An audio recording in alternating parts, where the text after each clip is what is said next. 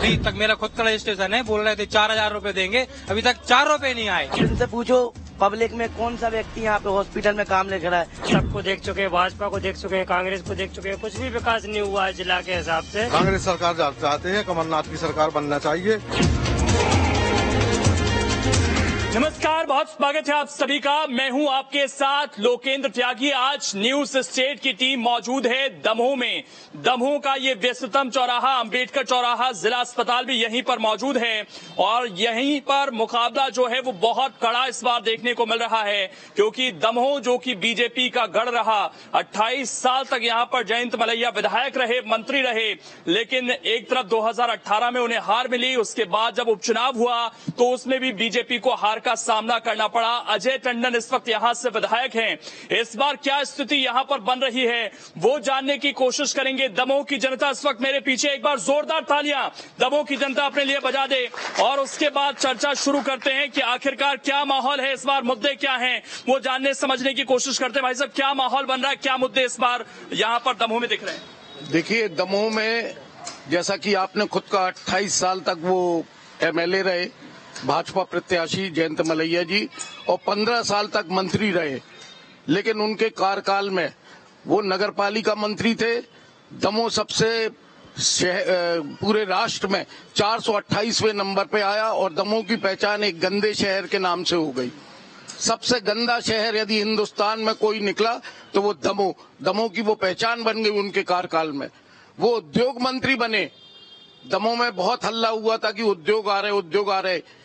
सुना था एक कांच का कोई उद्योग बटियागढ़ में आने वाला है, लेकिन उसको भी आने नहीं दिया। उस वजह से जो नौजवान हमारे बेरोजगार हैं, पढ़ लिख के तैयार थे, उनको बहुत उम्मीद थी, लेकिन उनको निराशा हाथ लगी। लेकिन 28 साल तो बीत गए, अब बात 5 साल की हो। विधायक जी ने काम किया क्या? अभी आप पहले 5 साल का मूवमेंट नहीं है, ये 2.5 साल पहले की बात है। अजय टंडन जी को अभी 25-24, उससे पहले भी कांग्रेस के ही थे ना? नहीं, कहाँ से थे, नहीं थे। आप इस बात पे फोकस करिए कि 18 साल से मध्य प्रदेश में मुख्यमंत्री कौन है। 18 साल से मध्य प्रदेश में भारतीय जनता पार्टी की सरकार है। तो ये जो पापी पेट का सवाल था वो आज भी है, रोजी रोटी और चूल्हे की जो आग है, पेट की जो आग है, उसको ये नहीं बुझा पाए। और लाडली योजनाएं, टेम्परेरी योजनाएं लाते हैं, एक लालच। चलिए, और भी लोग हैं, मैं आ रहा हूँ, बहुत टाइम है हमारे पास। क्या स्थितियां बन रही है इस बार दमोह में? 28 वर्सेस 5 साल आने की, वो जो 5 साल थे उसमें से भी बीजेपी में आ गए कांग्रेस छोड़कर उम्मीदवार, और उसके बाद उनकी हार भी होती। देखिए, इनके घर में खुद कलाई थी। इनके ज्योतिरादित्य सिंधिया जी ने, चूंकि कमलनाथ जी जब मुख्यमंत्री थे तो इन्होंने पूरे मध्य प्रदेश का जितना भी जनपद और जिला पंचायत का और जो नगर पालिका में फंड था, पूरा का पूरा ट्रांसफर छिंदवाड़ा कर दिया था।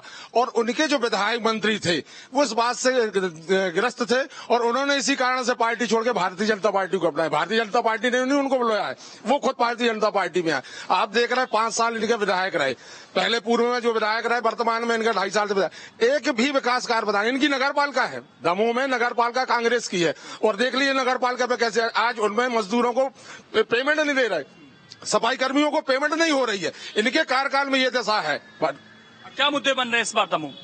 भारतीय जनता पार्टी विकास के मुद्दे को लेकर जनता के बीच जा रही है और पूर्ण समर्थन आदरणीय जयंत भैया को प्राप्त हो रहा है।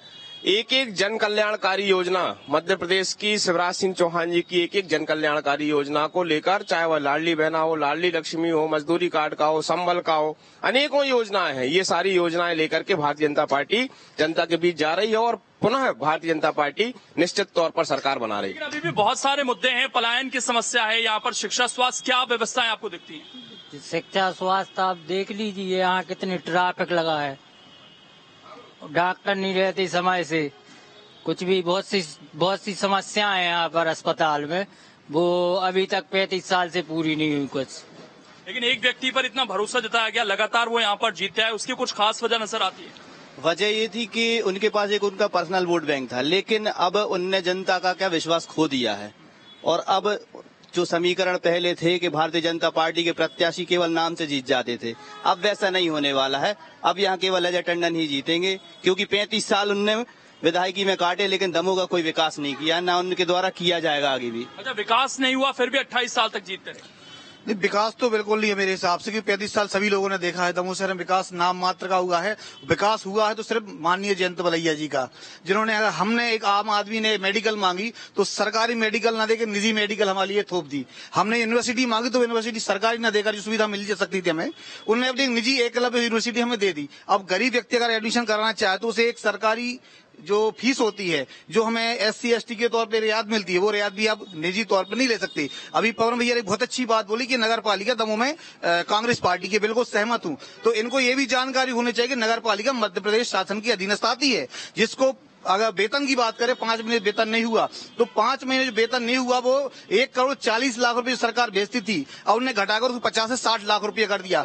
इसके पहले लगभग 18 सूत्री मांग हमारे सफाई कर्मचारियों ने लगभग 8 से 9 दिन नगर पालिका के बाहर बैठकर हड़ताल की थी कि हमारी मांगे पूरी करी जाए। ये मांग नगर पालिका दमोह से नहीं थी, ये मांगे थी राज्य सरकार माननीय शिवराज सिंह चौहान जी से, जिन्होंने 18 सूत्री मांग में से एक भी मांग पूरी नहीं की, बल्कि आज ये स्थिति बना दी जो प्रशासनिक उनके बैठे हुए। लेकिन एक बात ये पालिका मिली, यहाँ पर विधायक मिला, उसके बाद भी स्थितियां नहीं सुधरी।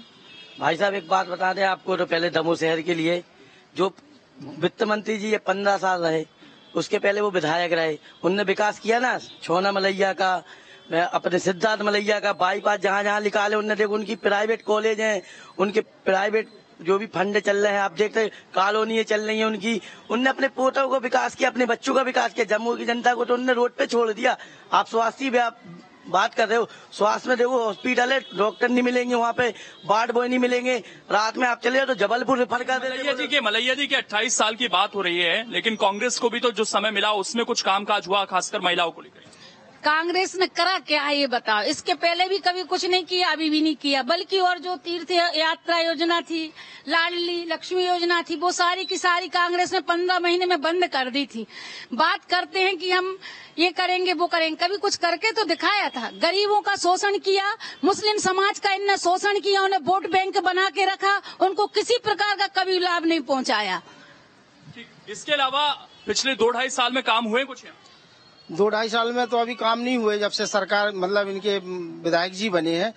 अब ये दमोह में अभी वर्तमान में कांग्रेस के विधायक, इसलिए 2.5 साल में कोई काम नहीं हुआ। मोदी सरकार ने जो काम किए हैं, जैसे कुटीर आवास योजना चली, तो कुटीरों में गरीबों के लिए बहुत लोगों को राहत मिली है। मकान बनाने को पैसे नहीं होते थे उनको, आज कुटीर के माध्यम से लोग बहुत खुश हैं भाजपा सरकार से। भाई साहब एक बात बताइए कि तमाम बातें हो रही हैं दोनों तरफ से, बीजेपी कांग्रेस की, आपको क्या लगता है इस बार क्या इश्यूज दमोह में होने वाले? देखिए, दमोह का इशू है विकास।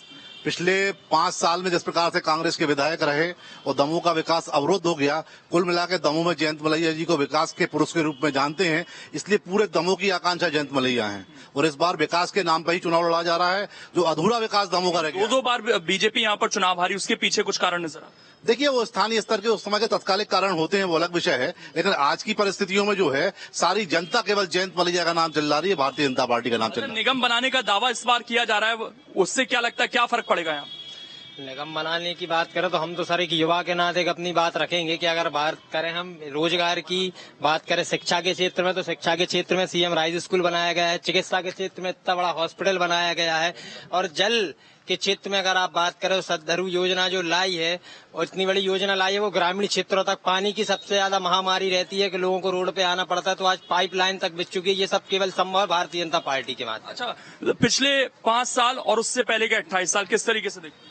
भाई साहब, मैं आपका पहले बहुत बहुत धन्यवाद देता हूं। मैं केवल अपने कांग्रेसी भाइयों से एक सवाल पूछना चाहता हूं कि मैंने 15 महीने की कांग्रेस की सरकार देखी, जिसमें युवाओं को कांग्रेस ने छलावा के अलावा कुछ काम नहीं किया। उनने बोला मैं युवाओं को रोजगार भत्ता दूंगा, उनने बोला भैंस चलाओ, पकोड़े तलो, ये सब किया हम लोग। लेकिन अभी तक मेरा खुद का रजिस्ट्रेशन है, बोल रहे थे 4,000 रुपए देंगे, अभी तक 4 रुपए नहीं आए। अच्छा, छलावा हुआ क्या युवाओं के साथ?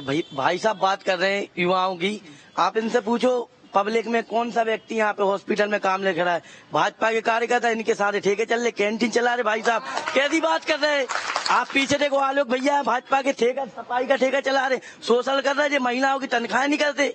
आप पूछो ना इनसे। युवाओं के मसले बन रहे हैं कि अब नई सरकार आनी चाहिए, अच्छा व्यक्ति आना चाहिए। व्यक्तिगत सबको देख चुके हैं, भाजपा को देख चुके हैं, कांग्रेस को देख चुके हैं, कुछ भी विकास नहीं हुआ है जिला के हिसाब से, और न अभी तक किसी ने सोचा है न समझा है, बस चल रहा है अपनी मर्जी का काम। सबको देख देखा लेकिन विकास नहीं हुआ क्या?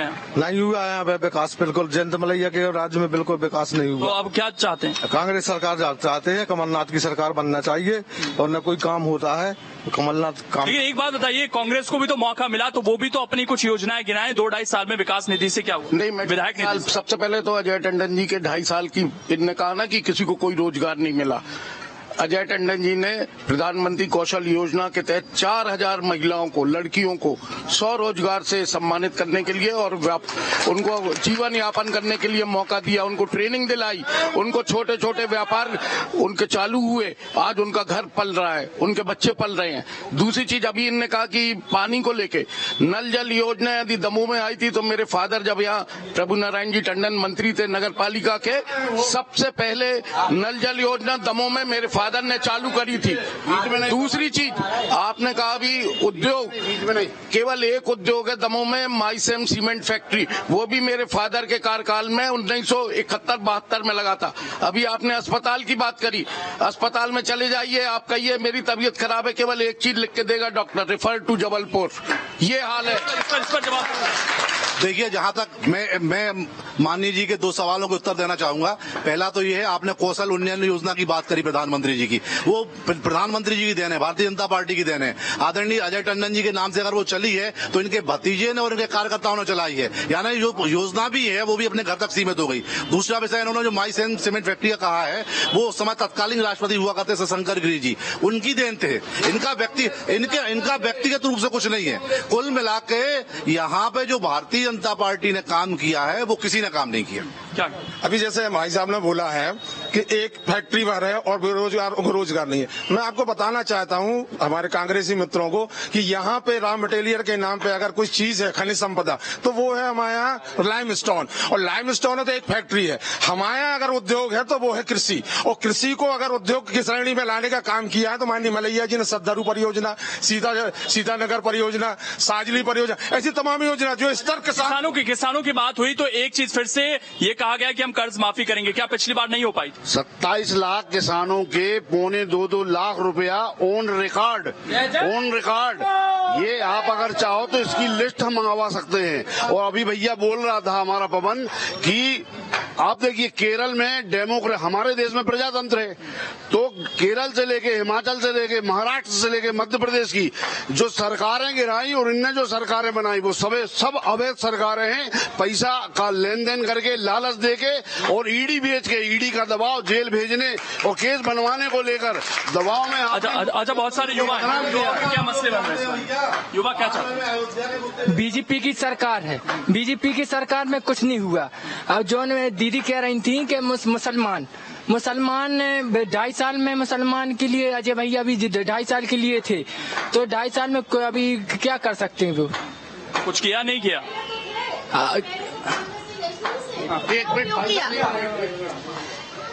मैं बता दूं, जैसे अभी इनने कहा 15 साल मान लो हमारी भाजपा की सरकार रही, शुरू से तो कांग्रेस की सरकार रही, और इनने क्या किया?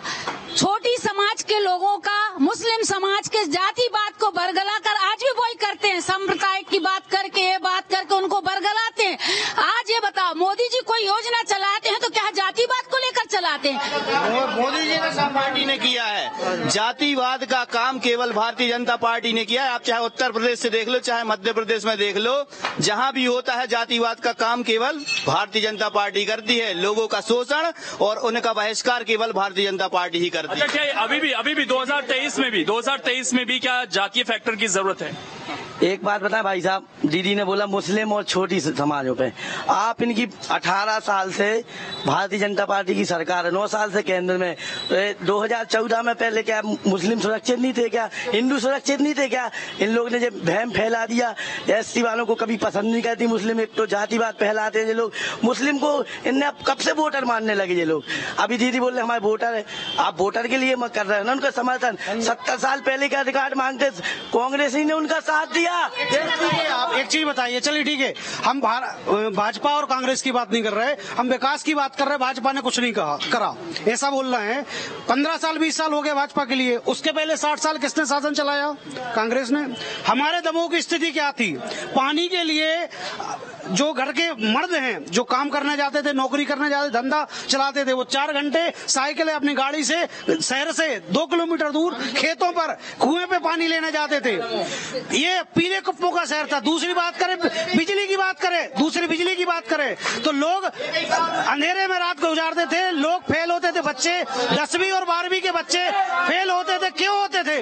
लाइट नहीं थी। हमारे माननीय मुख्यमंत्री जी थे। अच्छा यहाँ पे अच्छा यहाँ पर क्या अभी भी जिस तरीके से धर्म का मुद्दा है, कॉरिडोर बनाने की यहाँ भी बात की जा रही है, क्या ये भी मुद्दे हैं चुनाव? नहीं, ऐसा कुछ नहीं है, धर्म का कोई मुद्दा नहीं है। हम लोग केवल आपकी तरफ से यहाँ पर नारा लगाया गया अभी? नहीं, कॉरिडोर नारा इसलिए लगाया, वो भाई सामने वाले हल्ला जय जय कमलनाथ बोल रहे थे। हमारा नारा एक ही है, जय जय श्री राम, जय जय श्री राम। भैया सुनिए, ये जो सरकार है दमोह की और मध्य प्रदेश की 50% कमीशन खोरी वाली सरकार है। यहाँ कमीशन के अलावा कई अस्पताल बनवा दी, आप चले जाओ ना दवाई मिलेगी ना डॉक्टर मिलेगी। स्कूल चले जाओ आप, सीएम राइज या कोनो राइज चले जाओ, वहाँ ना टीचर है और ना बच्चे पढ़ना चाहते हैं, टीचर आते नहीं है। आज 2.5 साल हमारे आदरणीय अजय टंडन जी मंत्री है। देखिए जिस प्रकार से ये कह रहे हैं कि अस्पताल, आप अस्पताल देखिए तो 2003 के पहले कितनी बदबू आती थी अस्पताल। आज मेडिकल कॉलेज को फेल कर रही है अस्पताल। पर्याप्त रूप से 100 से अधिक 50 से अधिक डॉक्टर इस अस्पताल में हैं। कैसे कह रहे हैं आपके डॉक्टर नहीं है? बात युवाओं की करें, बात हुई थी इंजीनियरिंग कॉलेज बनाने की, तो हमारे बड़े भाई आदरणीय छोना भैया कहते हैं मेरा प्राइवेट कॉलेज है, हमें सरकारी कॉलेज की आवश्यकता नहीं है। बात आई युवाओं की नौकरी की, व्यापम घोटाला नंबर 1, पीबी घोटाला इनने किया, पटवारी में सीटें बेची, पुलिस की इनने सीटें बेची, उसके बाद आज तक पटवारी का कोई भी नोटिफिकेशन जारी नहीं हुआ कि जो रिकॉर्ड ने होल्ड किया है उसका होना क्या है। युवा विरोधी भाजपा सरकार का ये प्रमाण है कि हम लोग युवाओं को छलेंगे।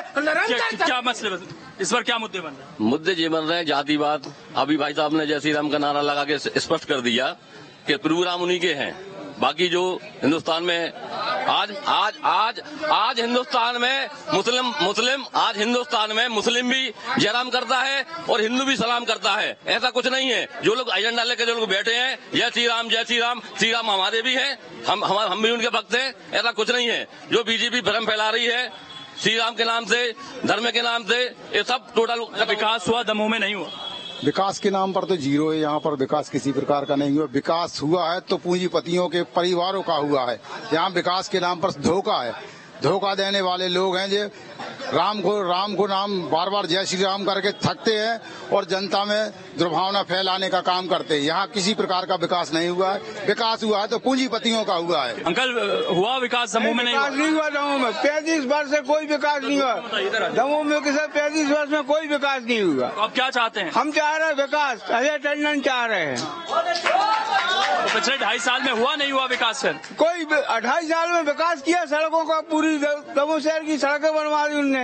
इनने क्या करो, 35 साल में नहीं करवा पाए। अच्छा 2.5 साल 35 साल क्यों गिनते हो? 28 साल विधायक रहे माननीय जी।